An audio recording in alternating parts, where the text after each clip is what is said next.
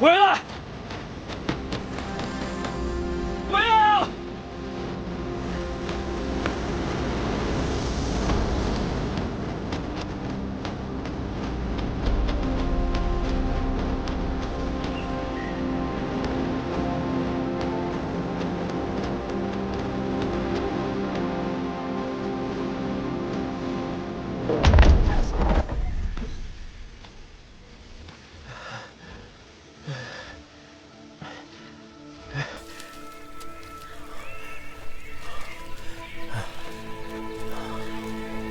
漫天的黄枫叶，难道这就是黄风谷？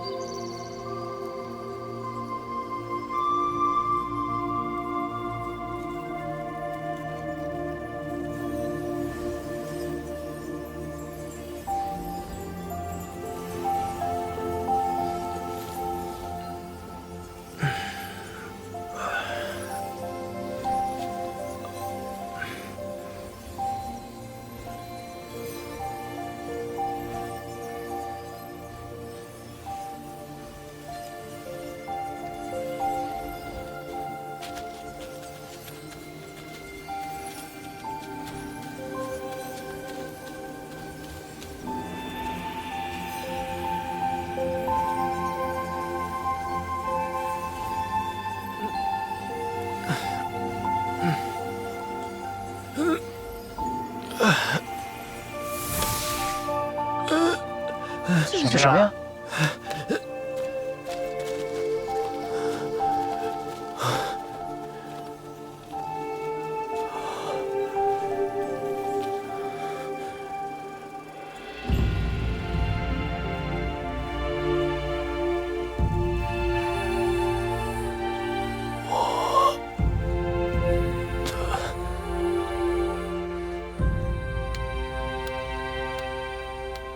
傅英子，你还认得这副牌吗？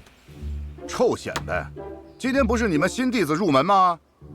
不去看看，还有心思在这打麻将？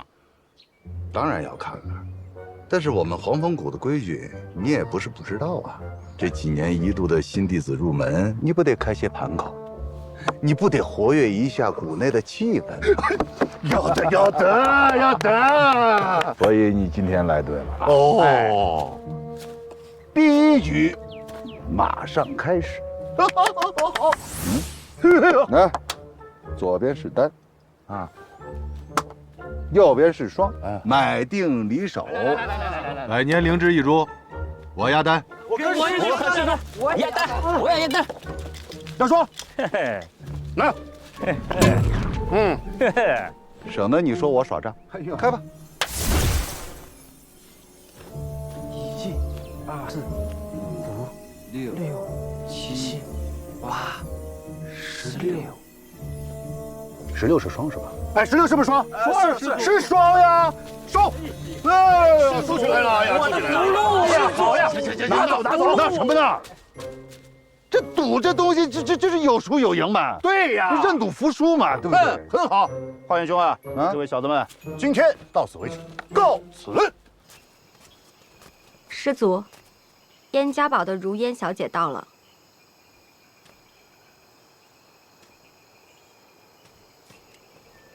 燕家堡燕如烟拜见南宫师祖。听说你来泰南，带了不少护卫。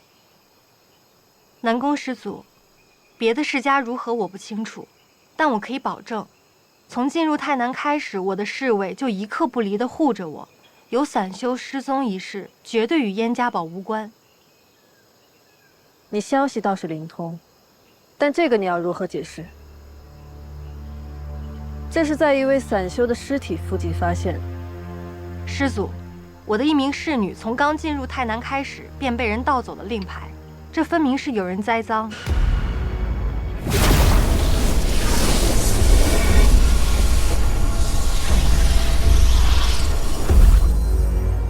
想好进哪个门派了吗？祖父曾多次提起灵寿山，但我还是更喜欢偃月宗。你比你祖父有眼光。行了，回去吧，好好准备明天的升仙大会。师祖，方才那些散修行事冲动，分明是被他人利用。可我燕家堡鲜少与人交恶，您可知道，是谁想要陷害我们？依我看，他们的目标远不止燕家堡。你的一言一行，不只代表燕家，也代表了你们这批世家子弟。有人在恶意激化世家子弟与散修之间的矛盾。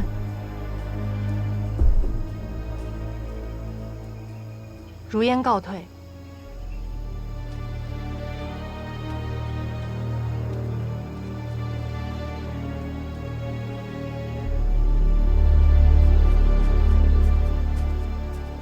师祖，这么聪明的小姑娘，可不能被灵寿山抢去。二位，这里就是咱们青文会的聚集地。来到我们这里，天下散修都是一家，欢迎欢迎，欢迎啊！欢迎欢迎欢迎二位大爷，欢迎啊！来先。这是越国地图吧？这幅地图是贫道偶然所得，觉得很有意思，都可以在上面找找七派的位置。这儿是偃月宗，这是化道物，那是清虚门，天雪堡是黄风谷。哎，这个是巨剑门。这7个修仙门派啊，共称为七派，是千年之前呢一次大战之后在越国留下。耶，那燕家堡的位置呢？燕家堡在这儿，这儿燕家堡。对，那咱们散修的位置？散修，不光是地图上没有，恐怕这越国也快没有咱们散修的位置。好了，晴雯，请两位来是商讨七派选拔之事，说这些做什么？二位抱歉，近来接连有散修兄弟失踪，还有不少落单的修士。晴雯，这二人什么意思啊？要说不说，反而让人在意。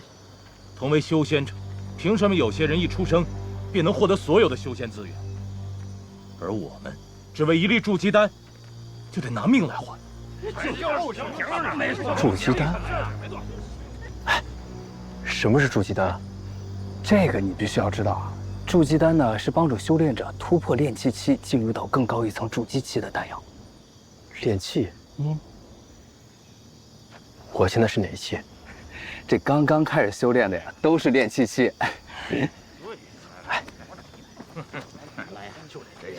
然后呢？然后啊，我跟你说啊，这个修仙界按照境界的划分呢，分为上、中、下3个境界。这个下境界呢，分为炼气、筑基、结丹、元婴、化神5层；中境界呢，分为炼虚、合体、大成3层。到了上境界，就只剩下渡劫这层关口了。渡过此层，就可以飞升仙界，与天同寿了。但都只是传说，这元婴以上的境界谁也没见过。这筑基丹不太好拿吧？何止是不好拿呀！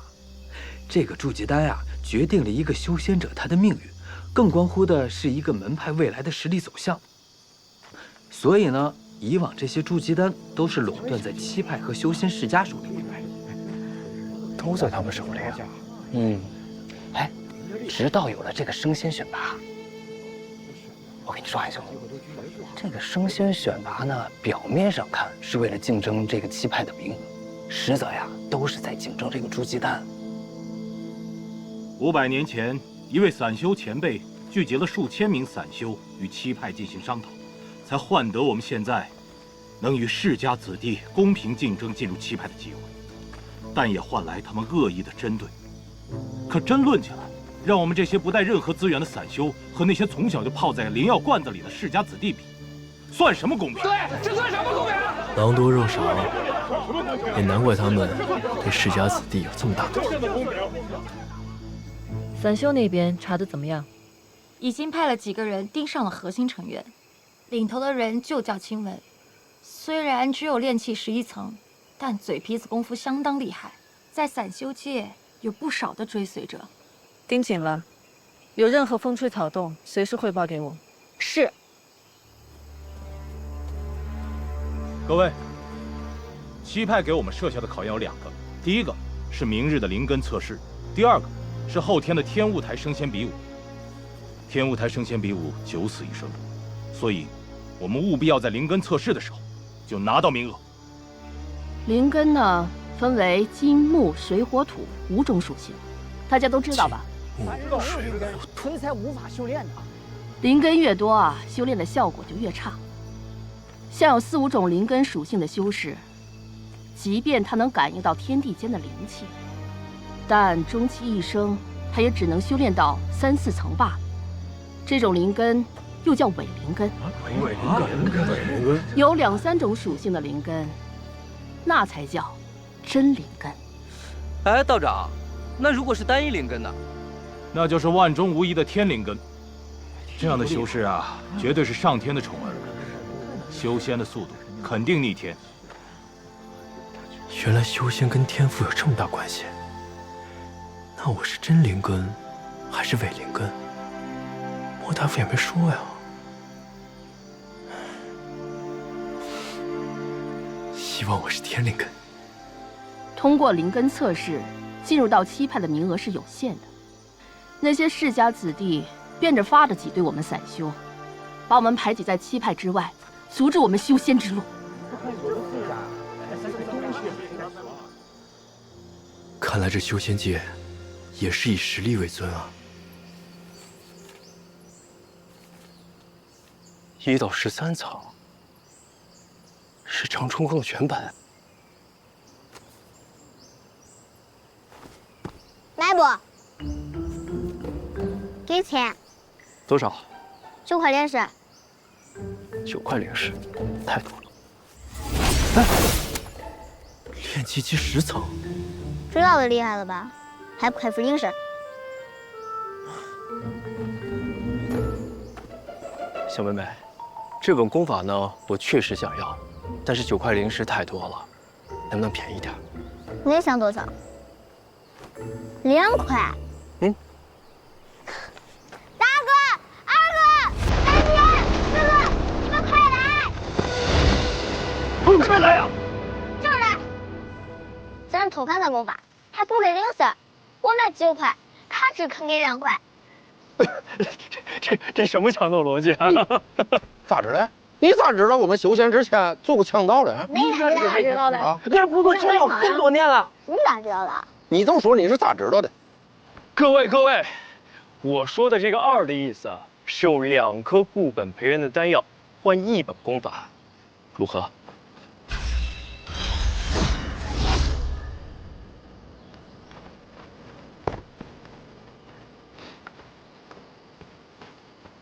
书给我。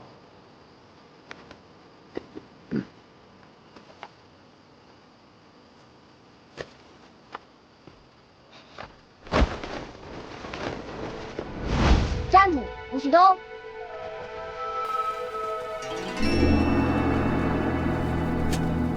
丹药都给你们了，还要干嘛？你这个药丸儿给多了。哎，对，这边长春沟给你了。这个10倍的储物袋也就当俺送给你了。送给你了。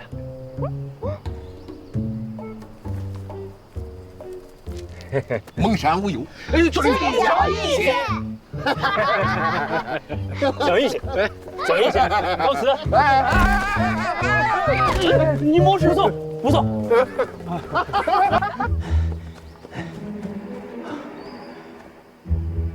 看来这丹药比灵石还好使，幸好离开神手谷的时候多带了些。如今我也是有储物袋的人了，再也不用带一堆大包小裹的了。你这法宝残片不出5块阶灵石，卖给我如何？不行，再怎么说也是结丹修士的法宝残片。说了这么半天，你这法宝残片到底有什么作用？有的有的，你们看，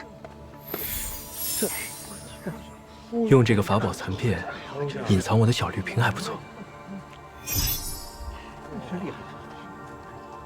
虽说是法宝残片，但你这残片也太小了。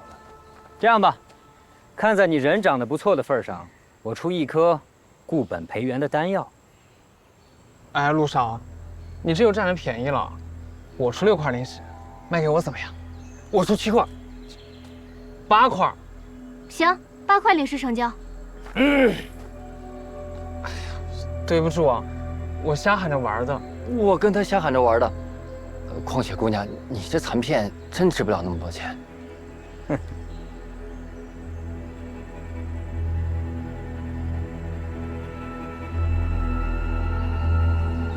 哎，姑娘，别走啊！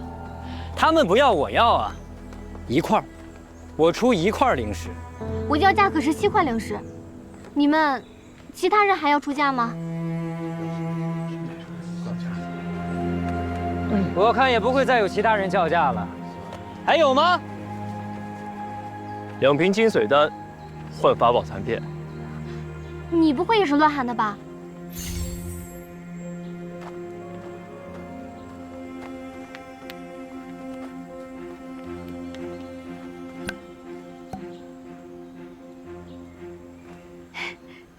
成交。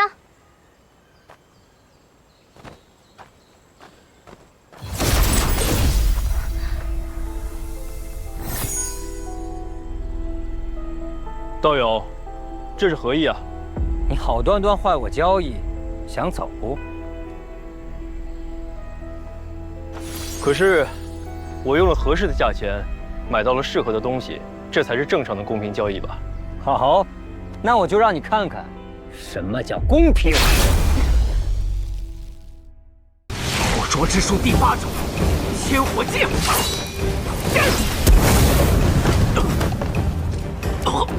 了解，不要妄动，站在那里保持气势。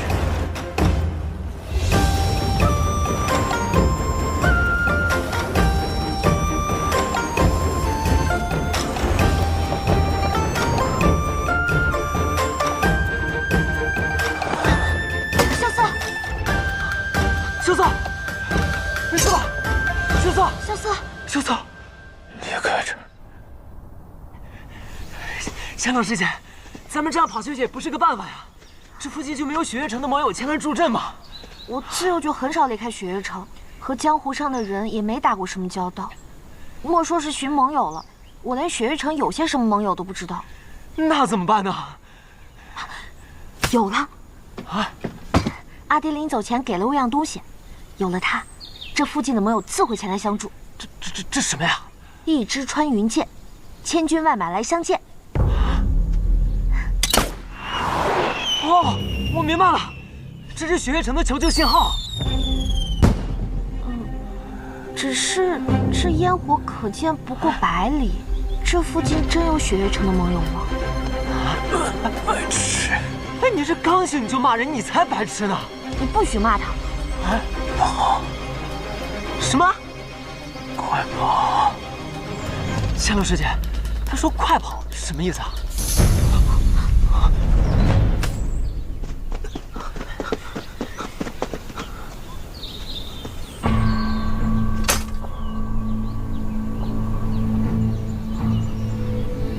有人先一步把他们劫走了。这附近有雪月城的盟友吗？剑心种。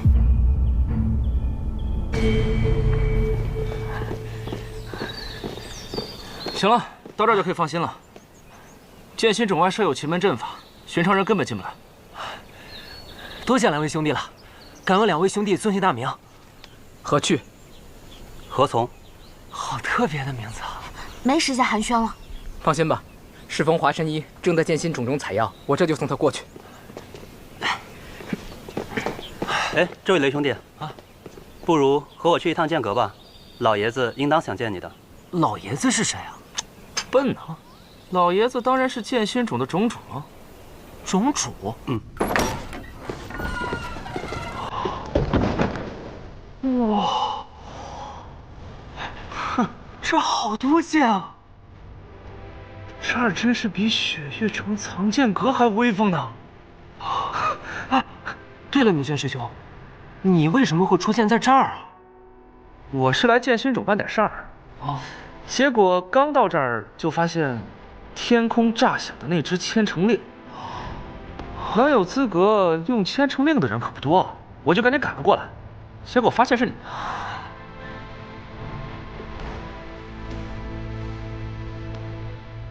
哎呦，快来啊！这柄是麒麟牙，是麒麟剑手吕修西的佩剑，剑谱上能排第16。哦。麒麟牙杀性太重，你若真想碰它，那么很有可能受伤的是你自己。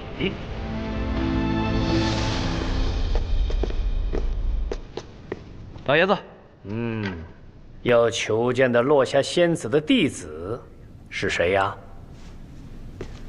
在下骆明轩，正是落霞仙子的弟子。哦，你师父近来可好啊？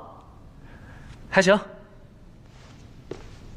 是不是还和当年一样的貌美啊？啊？那个，你要的剑，老朽已经给你铸好了。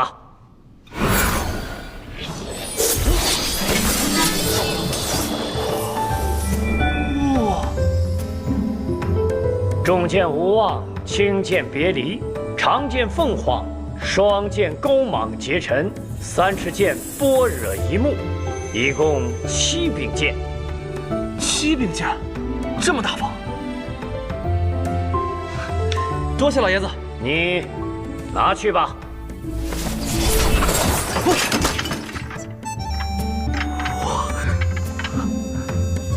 至于你嘛，好像看着很眼熟啊。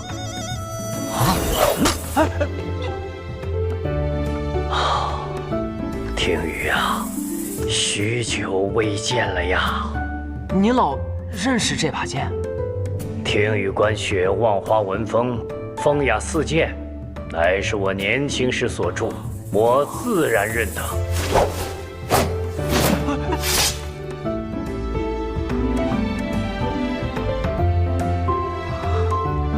风雅四剑是您所著？那莫非您是李素王？哎，等，您不是已经死了吗？你才死了呢！我不过是20-30年没在江湖上露面罢了，谁说我死了？那这个江湖上面说，剑心主的冢主现在是李素王的弟弟李素臣，哎，这个江湖传言也不可信啊。外公，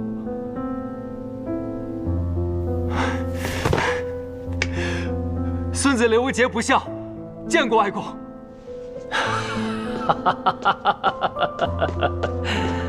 快起来，快起来！剑术有成，便不算不孝。你既然得了这把天羽剑，想来是见过你姐了。好。哎，你姐啊，才是真的不孝啊！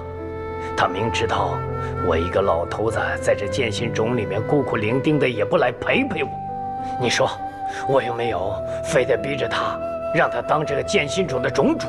他那么怕我干什么？这听雨剑就算是对他的惩罚，我没收了。啊！莫急莫急，今天晚上啊，你来剑阁，我再送你一把更厉害的剑。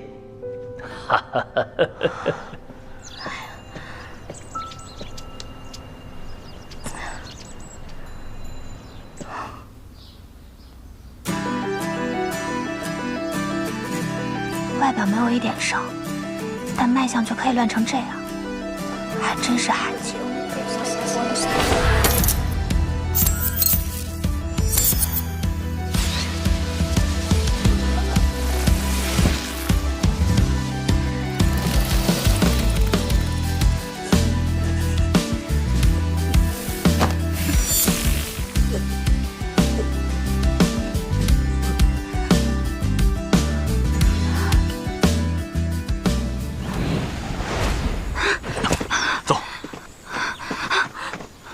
叶姑娘，你没事吧？没事，我就是有点累了。脉象怎么会如此之乱？他们要来了，我们快走。我们已经到了。师叔，随我回去。你要忤逆师门吗？可我偏偏有2个师门，但你姓唐，为何非要如此？难道唐门真的要做叛蒙背义之师吗？这不是你该想的事情。身为唐门子，你只需要懂得遵从。可百里师傅告诉我，凡做事之前，先问本心。够了，唐林，你姓唐，唐门的唐。当初是你们送他去雪月城，如今却要斩断他与雪月城的关系。百年世家，先求唐门，就是这么对待门内弟子的吗？唐林。我再给你最后一次机会，你可是唐门这一辈最优秀的弟子，我希望你不要做出错误的选择。唐林，叶姑娘，你赶紧走，找到最近的冰崖，走。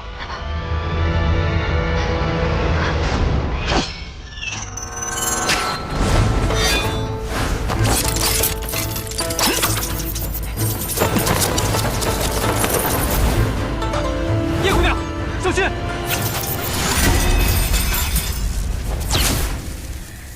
好久不用这类武功，都会忘记叫什么名字了。自在心中神功。对，就是这个名字。叶安石，在天外天我叫叶安石，如今再回中原，还是叫我吴心吧。多谢大舅。我当是谁呀？上回放你回到天外天，这次你竟然还敢跑回中原？放我回，就凭你？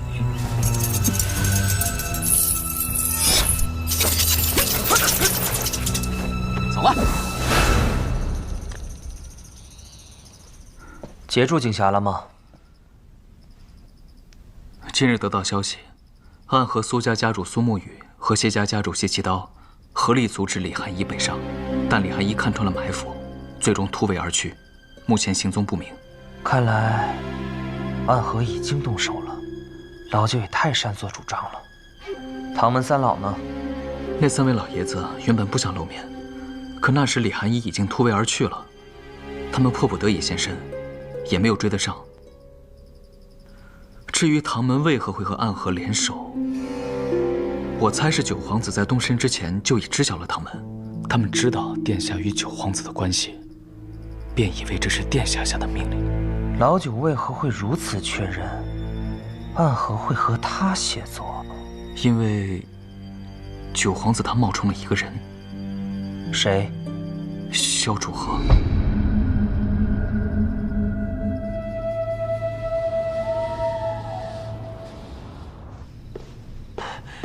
外公，我来了。你来了啊！吴外公要给我一把什么剑？当然是世上最好的剑之一了。最好的剑之一？莫不是在剑谱之中？来，你看看这两边的剑谱，10大名剑，乃是当今世上最好的剑。你看看，这剑谱第10，无忧，其剑银白如玉，剑身修齐秀丽，不似人间之剑，隐隐有飘然的仙风。现传人不知。这剑谱第9，霜雪，其剑乃是雌雄双剑，秋之霜，冬之雪，单剑平凡，可是双剑合璧，却有神威。现传人不知。这剑谱第8，皓阙，其剑可称得上人间正气第1剑，浩然正气，可斩千魔。原北离大都护所佩之剑，现藏于天启城的天剑阁，由剑奴守之。这剑谱第7，洞千山，其剑的剑气是浩瀚无比，一剑起洞千山，起万朝。这10大名剑之中，唯一当世铸剑师所铸之剑，现传人不知。这剑谱第6，青霄，其剑乃是望城山的镇山之宝，历任掌门所佩之剑，现传人为望城山掌教赵玉珍，位列5大剑仙之玄剑仙。你再来看看这边，这剑谱第5，破军，其剑钝而厚重，非天生神力不能无，称王霸之剑，现为怒剑仙严战天佩剑。剑谱第4，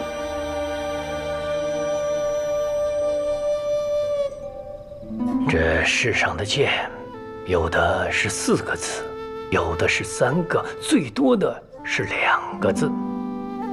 但是这把剑，它只有1个字。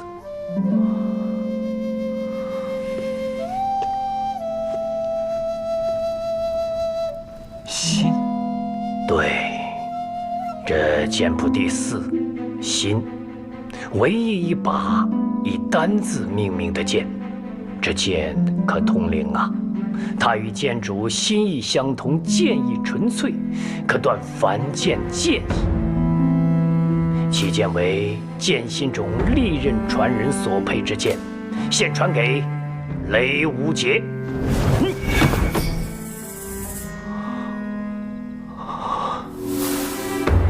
外公是想把这柄剑传给我？这把剑本来就是你母亲所佩之剑，现在由你来继承，那也是理所应当的嘛。不过，有人认为，剑是剑，人是人。比如你姐姐，她不愿意接过这柄新剑，却偏偏跑到那个昆仑去求什么铁马冰河。但是有人觉得，剑即是心，心亦可作剑。比如你的母亲。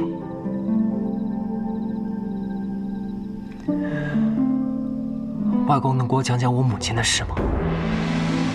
你母亲是一个非常好的人呐，她善良聪明，性格温柔，又是天下难得一遇的奇才呀。哼，若不是遇到那个天杀的雷梦莎，她定会是剑种的传人的。母亲是怎么认识父亲的呀？这个雷梦莎与他的那个好兄弟百里东军，到我这剑心中来造访，不好好的待在剑阁里，却非要偏偏跑到那剑心崖。你跑到剑心崖也就算了，可他偏偏要与新月比武，你比武也就算了，可他偏偏却赢了。你赢了也就算了，可他偏偏……外公，我怎么听出了一股吃醋的语气呢？从那以后啊，你母亲新月天天吵着要和这个雷梦莎去闯荡江湖。我就想啊，这闯就闯吧，这年纪轻轻的，总不能一辈子窝在这山谷里吧。更何况这雷蒙沙也是一表人才，又是世家子弟，于是我就答应了。哎呀，这些年啊，我真是后悔呀！我就问我自己，我为什么要答应呢？我就应该把他给留下来。哎，小子，你说说，如果当初我要是留下来的话，那是不是跟今天就不一样了？是，那就可能没有我了。哎，你这个臭小子啊，你的性格怎么跟你父亲是一模一样啊？一副子没心没肺的样子。外公，你不是还有我和我姐吗？我们会经常来看您的。看我可以，打我剑的主意不行。外公，你自己说要把信件传给我的，你可不能后悔了。哈哈哈！你个傻小子啊！这把剑可不是一般的剑呐，就算我要送你，那也得看它应不应你呀。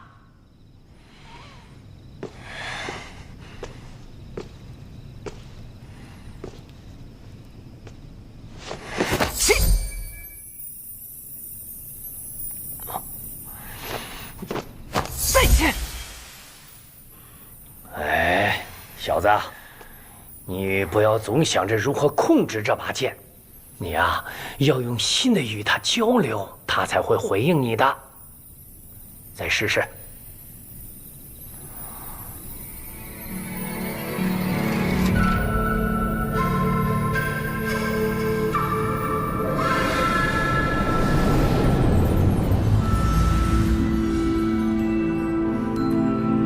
小杰，好久不见了。阿娘，真的是你吗？阿娘，我只是你心里的想象，是心剑与你产生了共鸣，幻化出了我的样子。阿娘，我真的好想你，阿娘。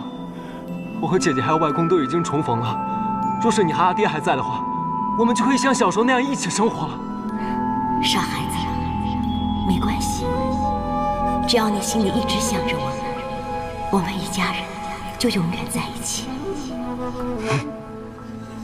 对了，阿娘，我现在已经是青龙守护了，可是我不知道作为一个真正的守护，到底应该做点什么。在我回答你之前，你先告诉我，你为何执剑？因为我有想保护的人。对于守护来说，执剑的意义就是守护想要守护的人。想要守护的人。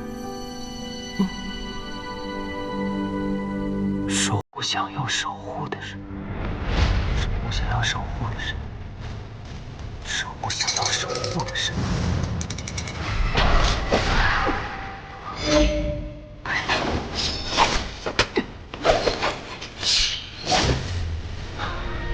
好，好，好！时隔10年，这把仙剑终于有了自己真正的主人了。守护想要守护的人。阿娘，放心吧，孩儿定不负神。小子，听说你躲了1夜的追杀，赶紧回去休息吧。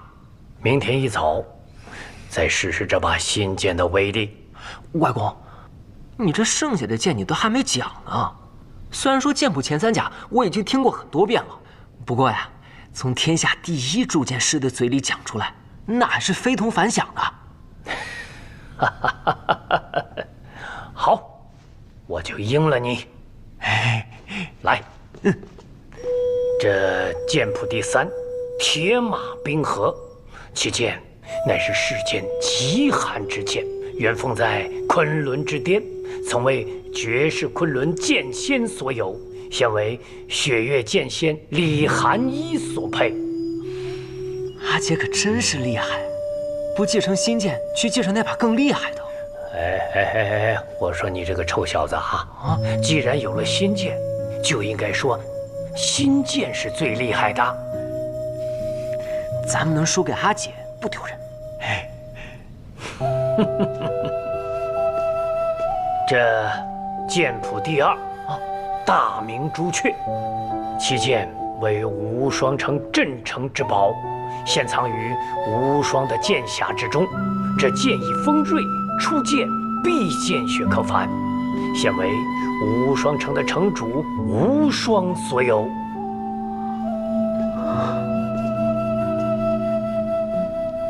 也不知道无双什么时候才能拔出这把剑。哎，能拔出大明朱雀的，就证明他已经是剑仙了。那就只剩下最后这一。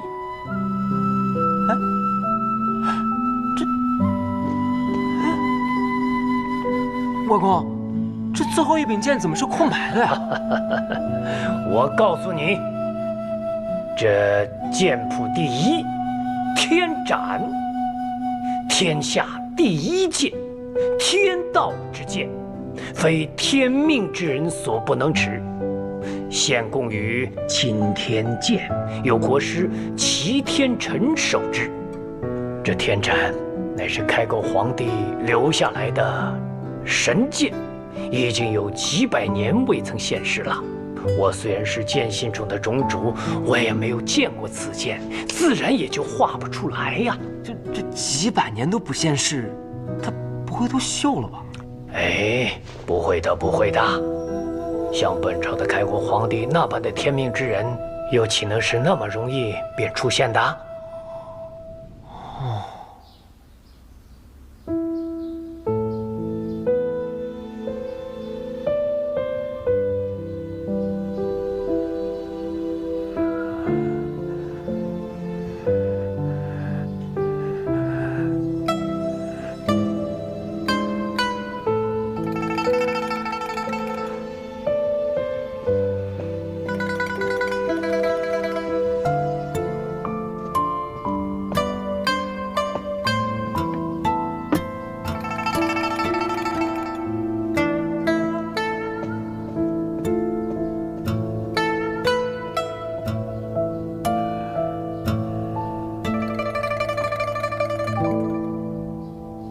丫头啊，这个年轻人的伤怎么样了？他的问题啊可就大了，他的隐脉受了重伤。世人皆知显脉乃是指奇经八脉和12经长脉，还有15络脉。但其实人亦有隐脉，因为人的内力便是藏于这隐脉之中。此人隐脉受损，不能用武，但是我能感觉到他的隐脉中有股可怕的力量。如果这股力量反噬，那么他就会陷入很危险的境地中。他之前应该遭遇过了一次反噬，只不过这次反噬并不严重，所以只是有些气虚，补一补就好了。但是以后嘛……怎么，还有我的小花锦看不好的病吗？你别说是我，就算我师傅来了，估计也医不好。至于我那个3心2意的师兄，怕是也医不好吧？你是说那个枪仙司空长风吧？师傅说啊，若是师兄只注重医道，那么这天下间便没有他治不好的。可是师兄又学医又练枪，还跑去当什么城主，这般3心2意还怎么学医啊？你倒是专心钻研医术了，跑到我这剑心冢里采了1年的药材。我诱惑了你几次跟我学剑，你都不肯，怎么就没有看到你把它给医好啊？我还小嘛。还小，强词夺理。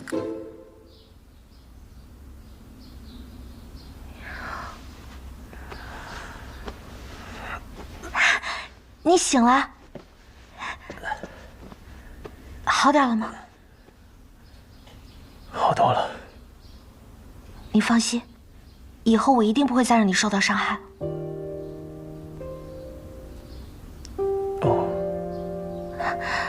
先把药喝了吧。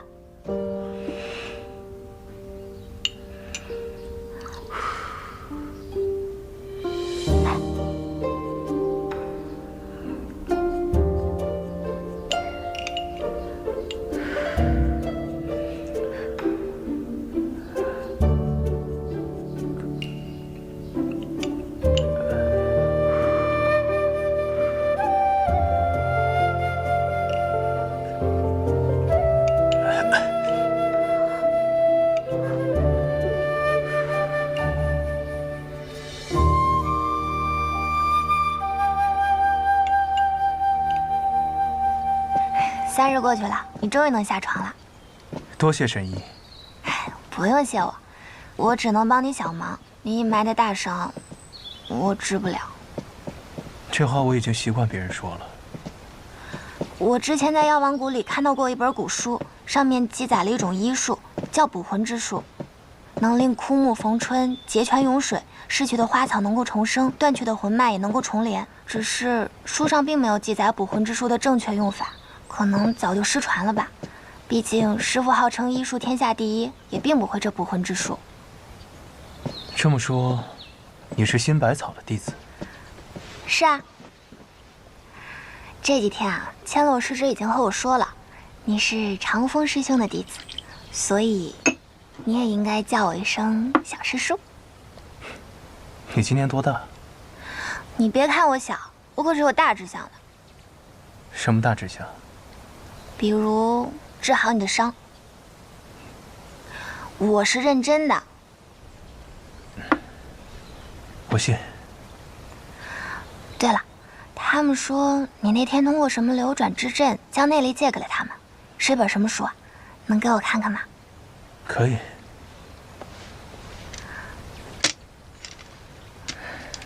此书乃是如剑仙谢轩所写，修炼此中功法，可以慢慢修复阴脉。真是本奇书。你要是想，就请你多看几日。不用了，我已经都记住了。想不到小神医竟还是过目不忘的天才。但是你那个姓雷的小兄弟可不能再等了，他每天着急想要出种去那雷家堡，还说如果去晚了就要被姐姐一剑给杀了。什么姐姐啊，这么凶？天下前5的剑仙，你说凶不凶？不过他既然这么着急，那我得去拜访一下李种种。萧瑟见过李种种。你的身体好些了吗？好多了，多谢种种相助。哎，这都是华锦的功劳，老朽也没做什么，只是没有想到我能够再次与你相见呐。对了，你对暗河的追杀有什么想法吗？暗河向来是不死不休，如果是专程为了杀我们，那应该派出更强力的杀手才对。怎么，苏昌黎还不够强吗？我们之中最有可能是目标的人就是我。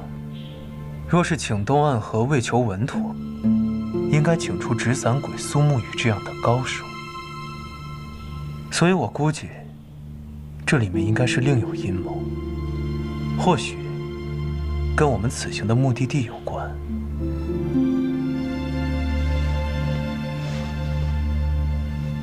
雷家堡，英雄宴，这些也只是我的猜测罢了。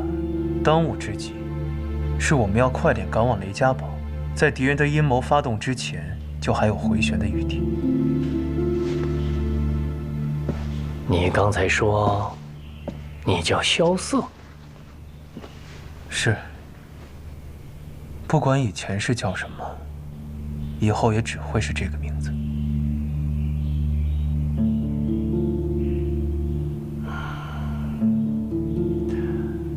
暗河的那些人惧怕我剑心虫不敢硬闯，但也未必会离开呀。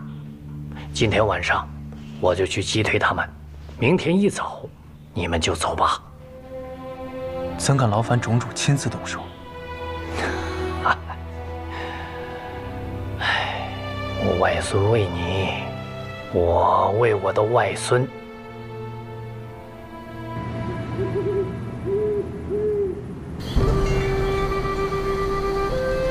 真是个大好杀人夜呀！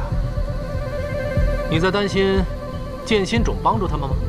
那何去何从2位护剑师我们见过，单凭他们2人的剑术，与你相差甚远，不足为惧。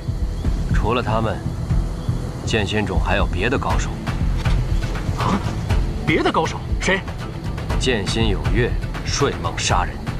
李新月已经死了很多年了。李新月是死了，但是心剑未绝，教他剑术的那个人也依然在。您是谁？天下第一铸剑师，李素王。巨剑腾空，天下第5名剑破军的仿剑，乃是我年轻时所铸，也是许久未见了。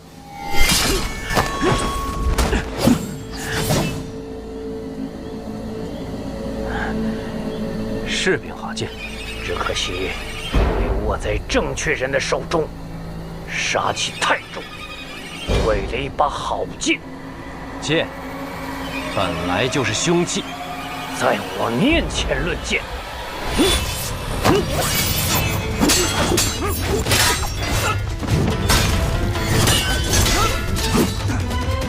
外公，外公，我自己的事情自己了，您不必替我说道。此人不好对付。我遇到不好对付的人多了，你看我不活得好好的吗？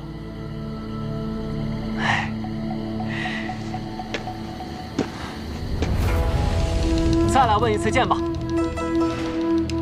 我有一剑，剑仙李寒一所传，名赤落云剑。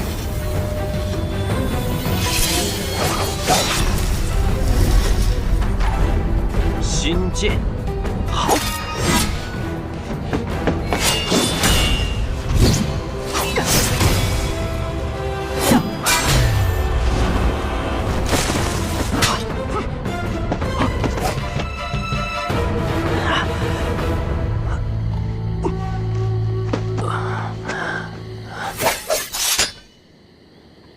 剑不是凶器，是你的朋友，死在这样的剑下，无妨。刚刚我的确胜了你一剑，还不足以伤你吧？对于杀手来说，输了便是死了。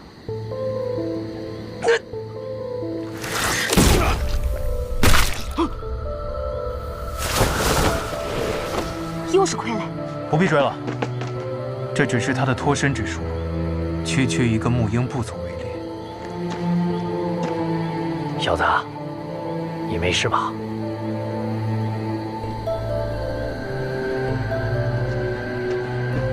刘姐，哎，喂！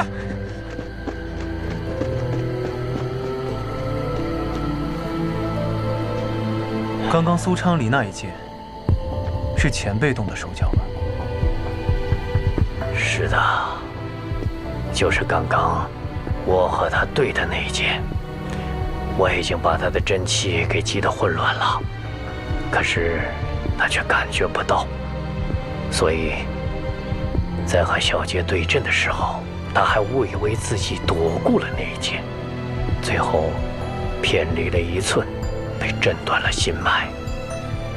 前辈为何如此？小杰天赋很好，可是有些心软了。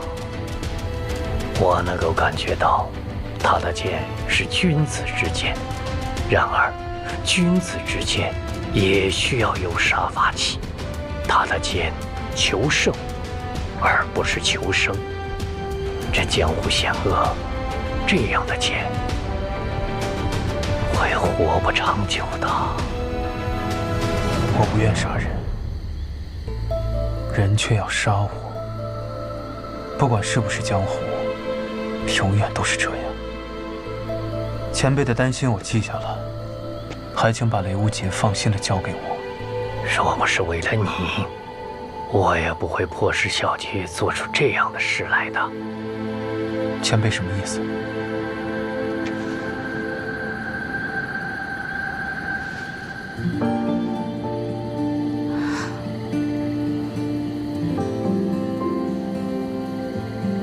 ？4年前，我的女儿死了。如今，我希望我的外孙能够平安的回来。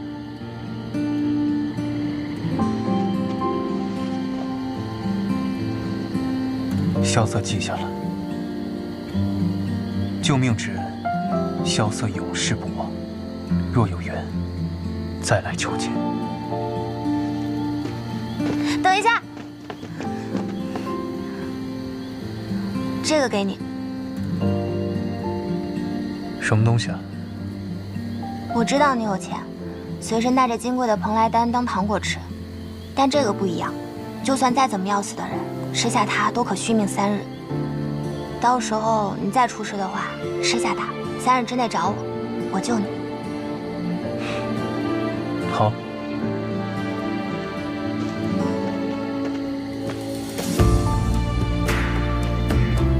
那萧瑟是什么人？你怎么向他鞠躬啊？他说他叫萧瑟，不再是以前的那个人了。但是有一点是不会变的，他姓萧。只要他姓萧，那么他所做的那些事情，就永远不会有结束的一天的。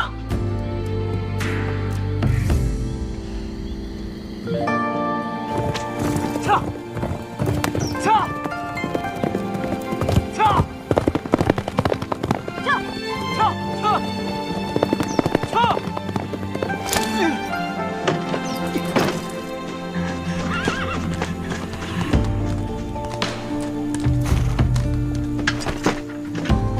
喂！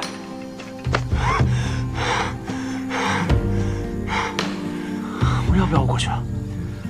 师傅也没教我怎么安慰男人啊。陆明轩，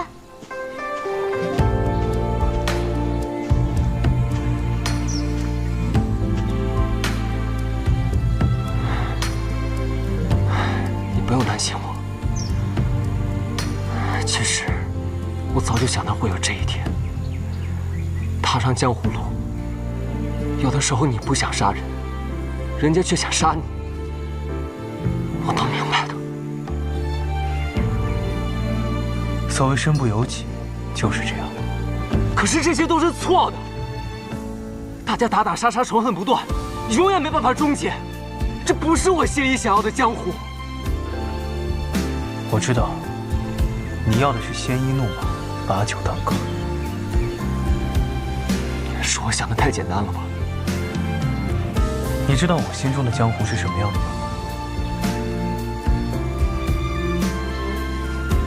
我曾经以为，江湖跟朝堂一样，只有无尽的野心。直到我遇见了你，遇见了无心，还有天外天、雪月城、暗河。我现在觉得江湖是一面镜子。镜子。人在面对镜子的时候看到的是自己，面对江湖的时候看到的是自己的内心。